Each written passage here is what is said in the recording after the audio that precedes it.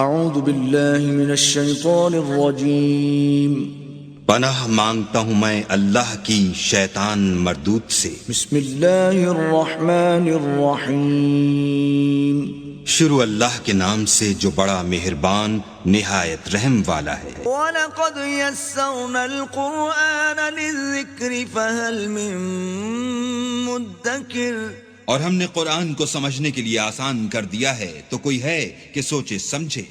وَرَتِّلِ الْقُرْآنَ تَرْتِيلًا، بس آپ قرآن کو ٹھہر ٹھہر کر پڑھا کریں۔ اللہم صلی علی سیدنا محمد وعلی آل سیدنا محمد بعدد کل ذرۃ مئۃ الف الف مرۃ۔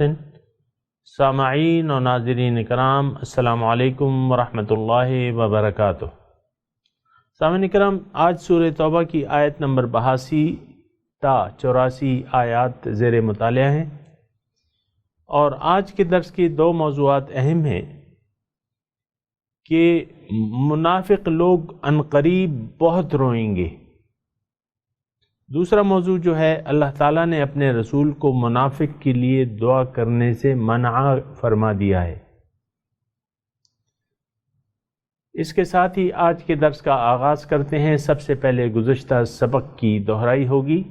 فرح المخلفون بمقعدهم خلاف رسول الله وكرهوا أن يجاهدوا بأموالهم وأنفسهم في سبيل الله وقالوا لا تنفروا في الحر قل نار جهنم أشد حرا لو كانوا يفقهون۔ رسول اللہ صلی اللہ علیہ وآلہ وسلم کی مخالفت کے باعث جہاد سے پیچھے رہ جانے والے یہ منافق اپنے بیٹھ رہنے پر خوش ہو رہے ہیں۔ وہ اس بات کو ناپسند کرتے تھے کہ اپنے مالوں اور اپنی جانوں سے اللہ کی راہ میں جہاد کریں، اور کہتے تھے کہ اس گرمی میں نہ نکلو۔ فرما دیجئے دوزخ کی آگ سب سے زیادہ گرم ہے، اگر وہ سمجھتے ہوتے تو کیا ہی اچھا ہوتا۔ سامعین کرام، سورہ توبہ آیت نمبر 82 سے آج کا سبق شروع ہو رہا ہے۔ فَلْيَضْحَكُوا قَلِيلًا، پس انہیں چاہیے کہ یہ تھوڑا ہنس لیں۔ وَلْيَبْكُوا كَثِيرًا، اور ان کو رونا ہے بہت۔ جزاء بما کانوا یکسبون، یہ اس کا بدلہ ہے جو وہ کماتے تھے۔ فَإِن رَجَعَكَ اللَّهُ، اے محبوب اگر اللہ آپ کو واپس لے جائے، إِلَىٰ طَائِفَةٍ مِّنْهُمْ، چلیں میں پہلے یہ اس آیت کی وہ تھوڑی سی اس پہ بات کر لوں، پھر دوسری آیت پڑھتا ہوں۔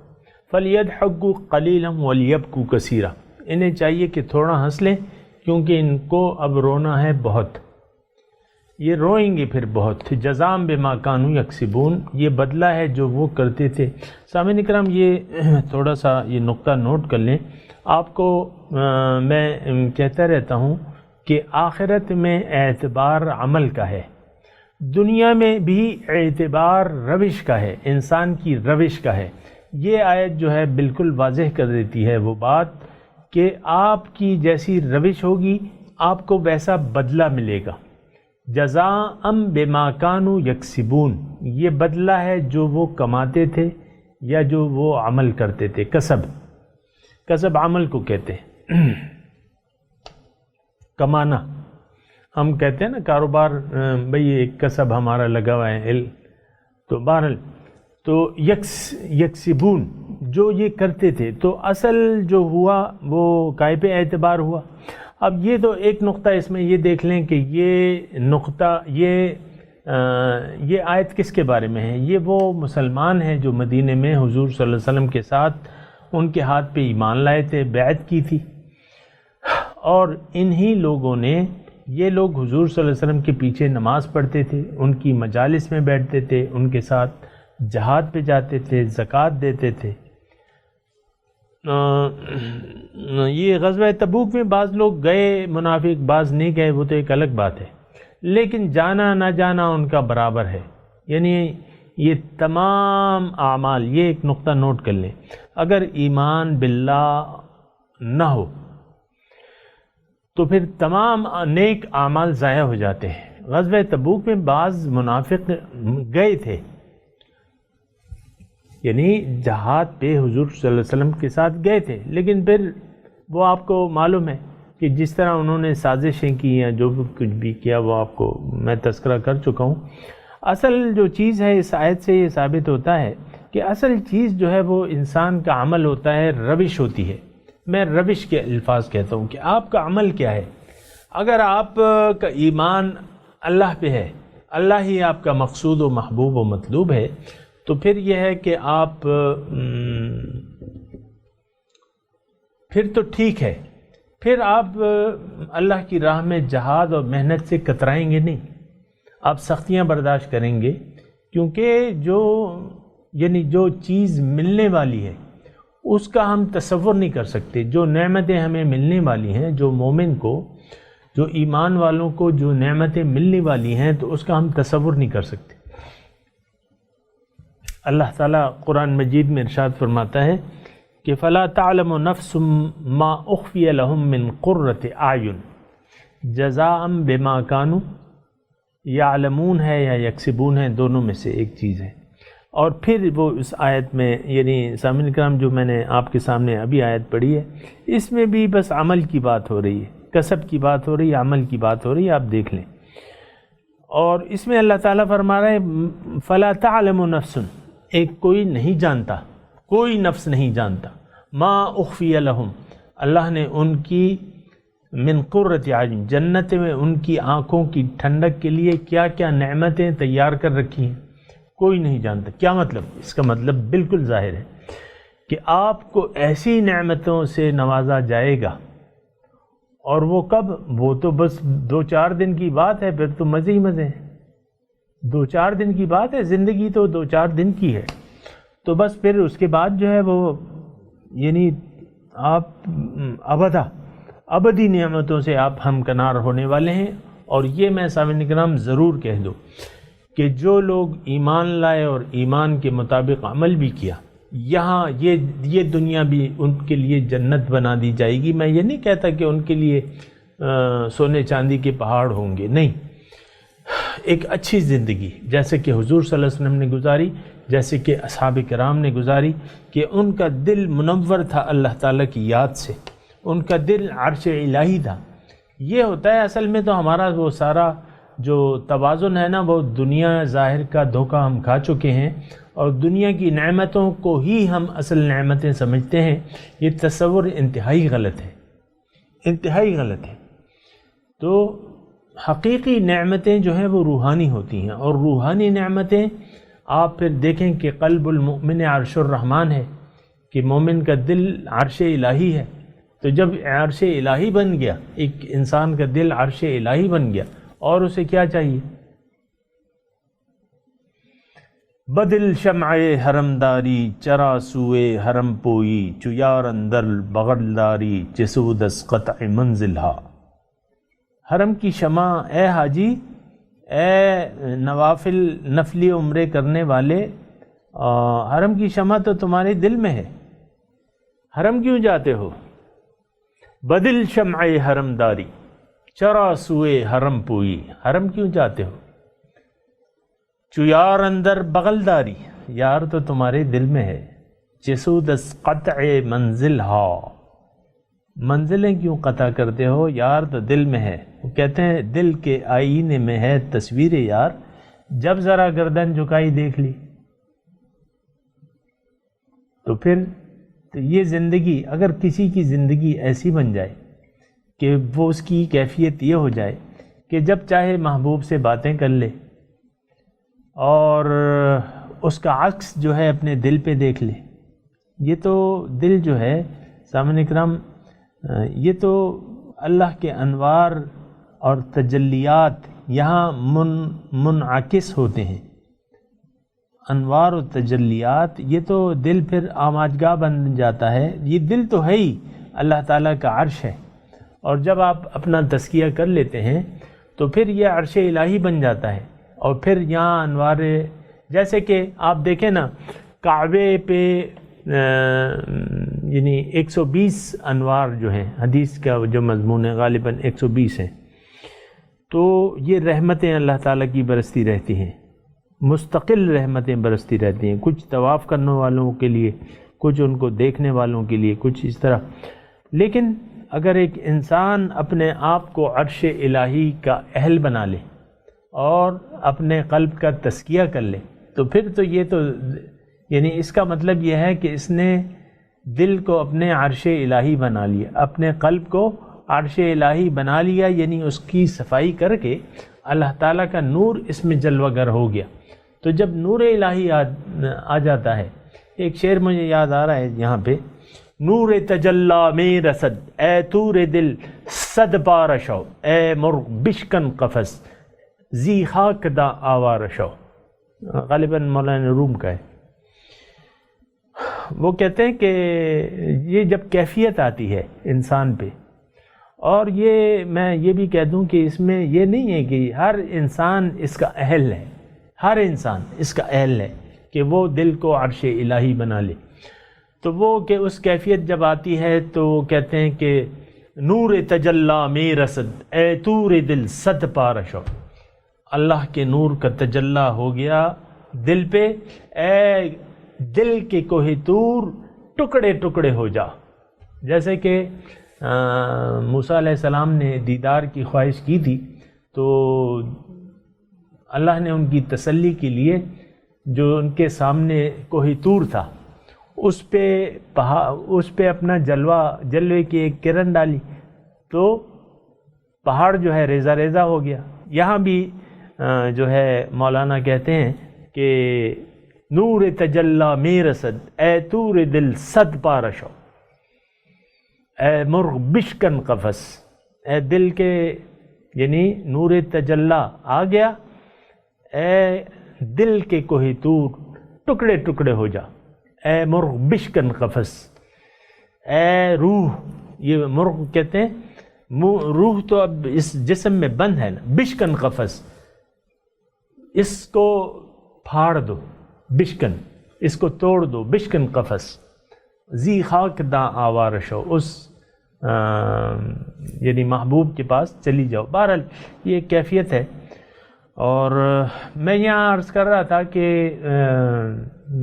اصل جو بات تھی وہ تو مجھ سے تھوڑی سی بھول گئی ہے۔ بہرحال یہاں میں تذکرہ کر رہا تھا کہ کسب کا، کسب اصل جو بات ہوتی ہے، میں آپ کو کہتا رہتا ہوں، روش کی ہے۔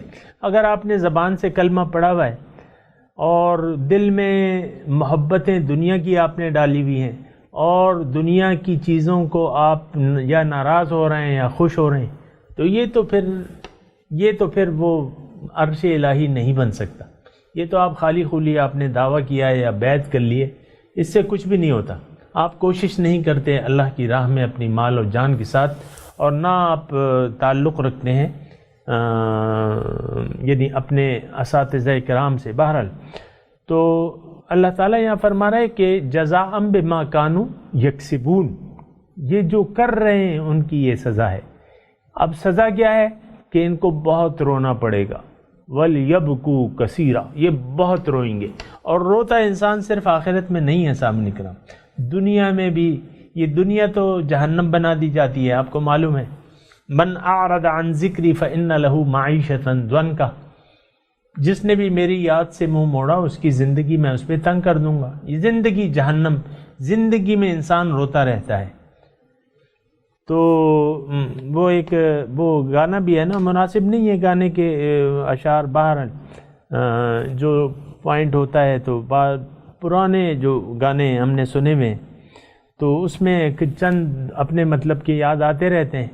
وہ کہتے ہیں نا کہ میں زندگی میں ہر دم روتا ہی رہا ہوں، روتا ہی رہا ہوں اور روتا ہی رہا ہوں۔ پھر یہاں بھی روتا ہے انسان، ہر وقت روتا رہتا ہے، مسائل کا گلا، بھئی میری اولاد نافرمان ہے، میرے وسائل کم ہیں، میرے پاس تو کچھ جائیداد نہیں ہے، اور میرے پاس تو آمدنی کم ہے، مسائل زیادہ ہیں، یہ میں کیا کروں گا، میری بیٹیاں ہیں، بیٹے ہیں، اس کے لیے میں کیا کروں گا، کیا ہوگا، ہر وقت روتا رہتا ہے۔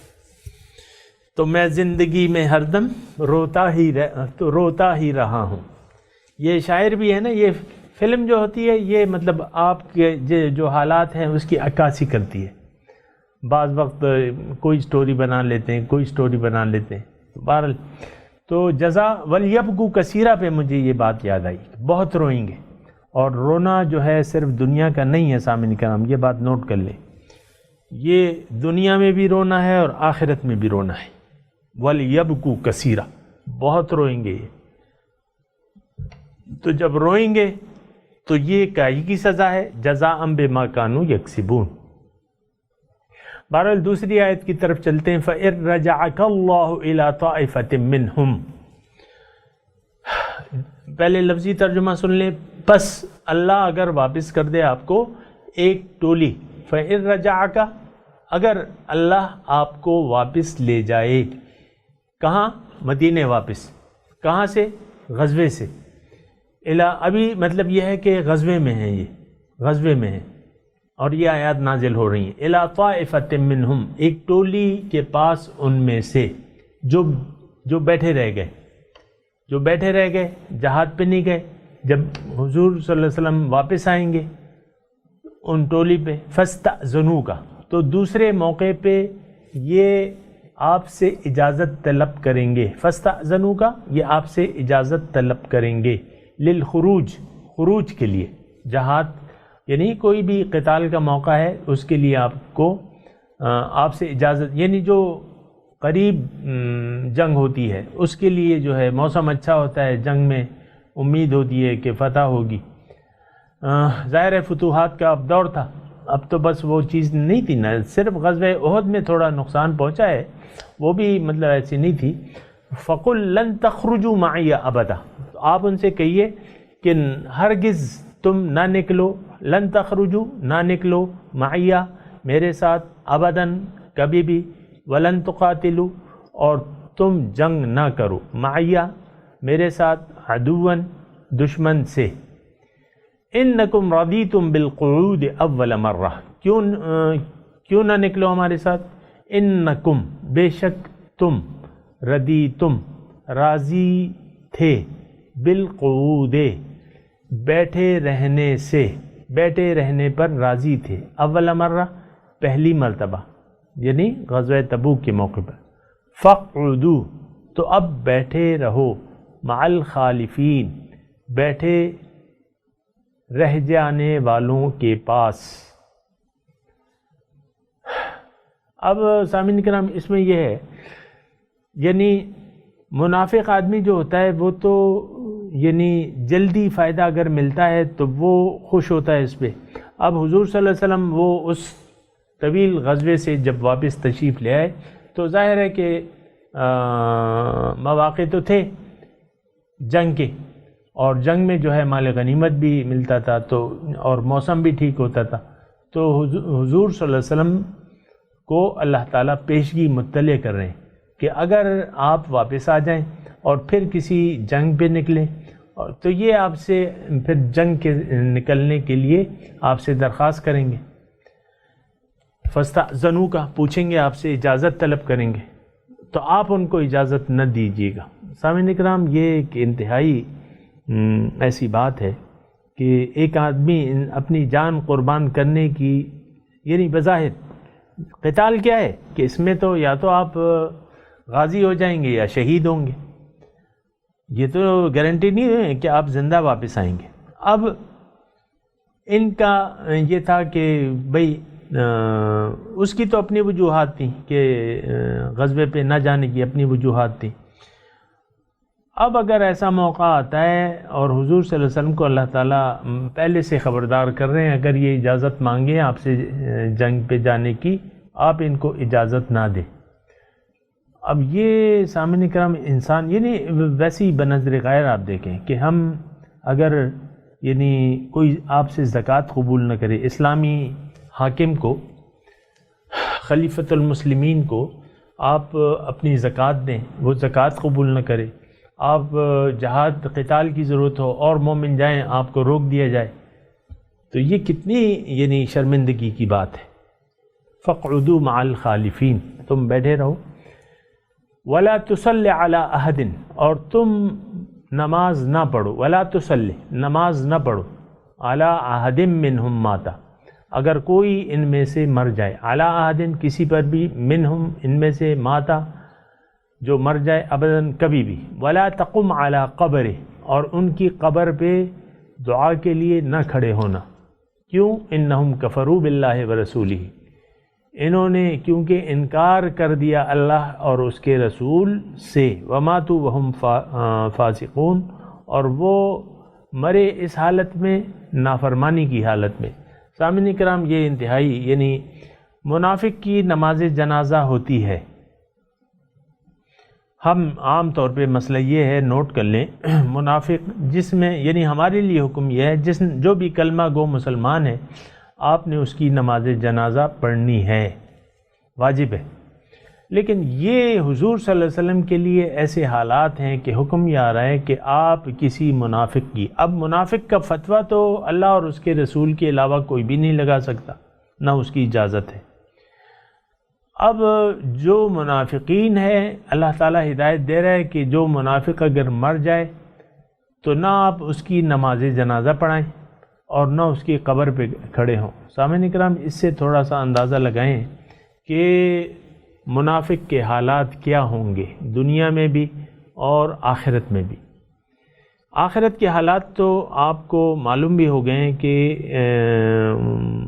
وہ گزشتہ دن کا جو درس تھا کہ آپ ان کے لیے اگر استغفار طلب کریں یا نہ کریں، میں ان کو نہیں بخشوں گا۔ آج منع کیا جا رہا ہے کہ آپ نے اس پہ نماز جنازہ کیا ہے؟ دعا ہے یہ، اللہم اغفرہ ورحمہ ولا تعذبہ، اللہم اغفر لحینا ومیتنا وشاہدنا وغائبنا وصغیرنا وکبیرنا۔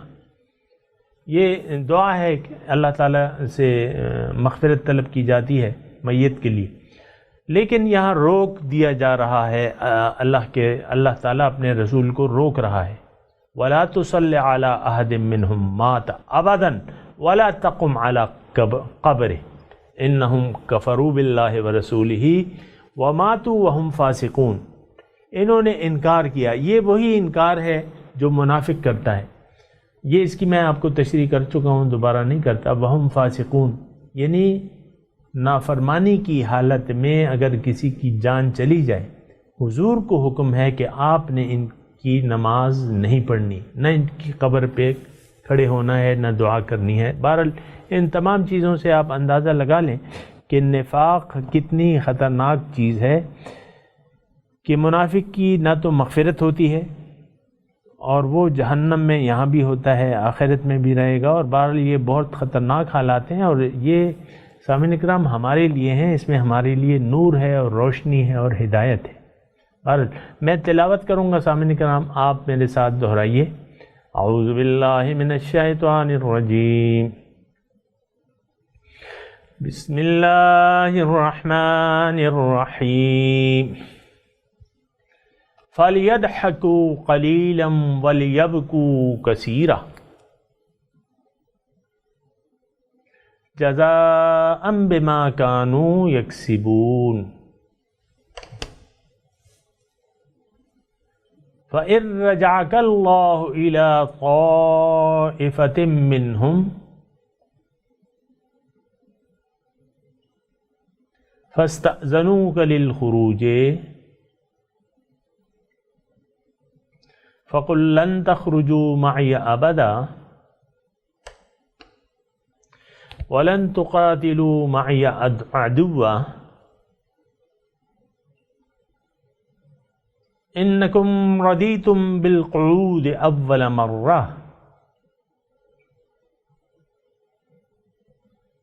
فَاقْعُدُوا مَعَ الْخَالِفِينَ وَلَا تُصَلِّ عَلَىٰ أَحَدٍ مِّنْهُمْ مَاتَ أَبَدًا ولا تقم على قبره انہم کفروا باللہ ورسولہ وماتوا وہم فاسقون۔ ترجمہ سنا دیجئے۔ فَلْيَضْحَكُوا قَلِيلًا وَلْيَبْكُوا كَثِيرًا،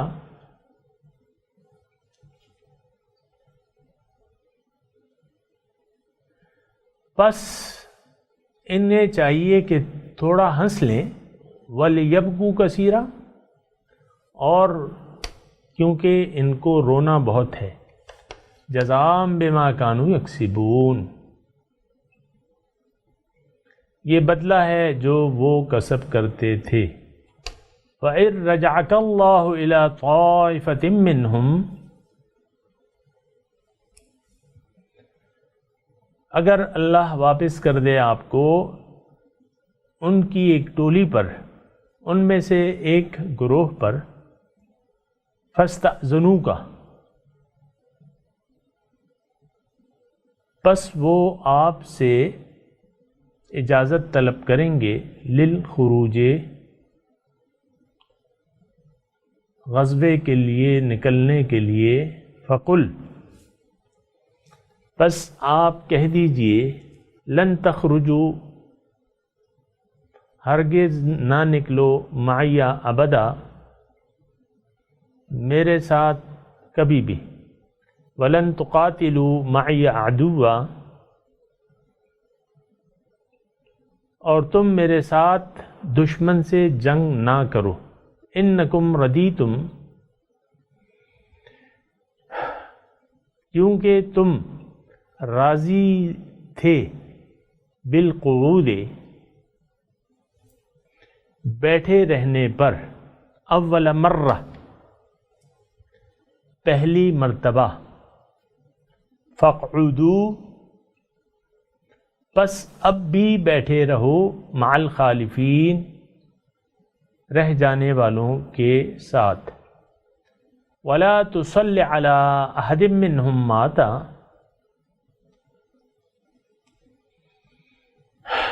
اور آپ نماز نہ پڑھیے، علی احد، کسی پر بھی، منہم، ان میں سے، ماتا، جو مر جائے، ابداً، کبھی بھی، ولا تقم علی قبرہ، اور ان کی قبر پر نہ کھڑے ہوئیے، انہم کفروا باللہ ورسولہ، کیونکہ انہوں نے کفر کیا اللہ پہ اور اس کے رسول کے ساتھ، وماتوا وہم فاسقون، اور وہ مر گئے اس حالت میں کہ وہ نافرمان تھے۔ سامعین اکرام، اب ان آیات کی تلاوت اور انگلش ترجمہ سنتے ہیں۔ فَلْيَضْحَكُوا قَلِيلًا وَلْيَبْكُوا كَثِيرًا جَزَاءً بِمَا كَانُوا يَكْسِبُونَ۔ Let them laugh a little and weep much in recompense for what they used to earn. فَإِن رَّجَعَكَ اللَّهُ إِلَىٰ طَائِفَةٍ مِّنْهُمْ فَاسْتَأْذَنُوكَ لِلْخُرُوجِ فَقُل لَّن تَخْرُجُوا مَعِيَ أَبَدًا وَلَن تُقَاتِلُوا مَعِيَ عَدُوًّا، إنكم رضيتم بالقعود أول مرة فاقعدوا مع الخالفين۔ If God brings you back to a party of them and they ask your permission to go out, say, you will not go out with me ever, nor will you ever fight an enemy with me. You were content to sit back the first time, so sit back with those who stay behind. ولا تصل على أحد منهم مات أبدا ولا تقم على قبره إنهم كفروا بالله ورسوله وماتوا وهم فاسقون۔ You are never to pray over any one of them who dies, nor are you to stand at his graveside. They rejected God and his messenger and died while they were sinners.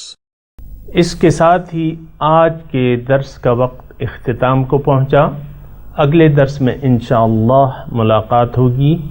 وآخر دعوانا ان الحمد للہ رب العالمین. والسلام علیکم ورحمۃ اللہ وبرکاتہ.